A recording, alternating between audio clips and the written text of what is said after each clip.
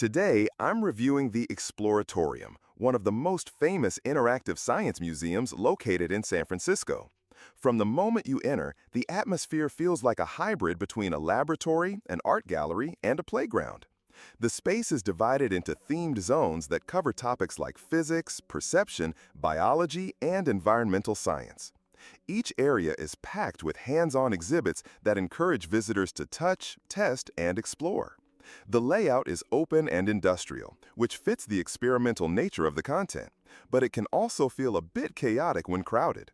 The signage is mostly helpful, although some of the more technical exhibits could benefit from clearer instructions, especially for younger visitors or non-native English speakers. One of the standout sections was the Tinkering Studio, where visitors can use real tools and materials to create something from scratch.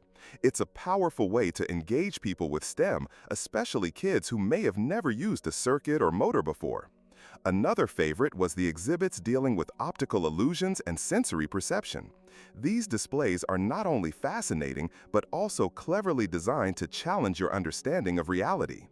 Pricing is on the higher side. General admission is steep compared to other museums in the city, and there's an additional cost for certain events and temporary exhibits. It's also worth noting that food options inside the museum are limited and overpriced, so I recommend eating beforehand or planning for a meal nearby afterward. The museum is family-friendly, and it does a great job of blending education with fun. However, I noticed that some exhibits were under maintenance during my visit, which was disappointing given the admission cost. The staff were helpful when asked questions, but didn't proactively engage with visitors unless approached.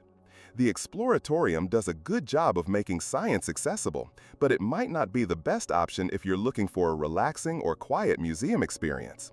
It's loud, stimulating, and filled with kids most of the time, which is great if that's what you're expecting, but worth considering if you're coming for a more meditative or academic visit.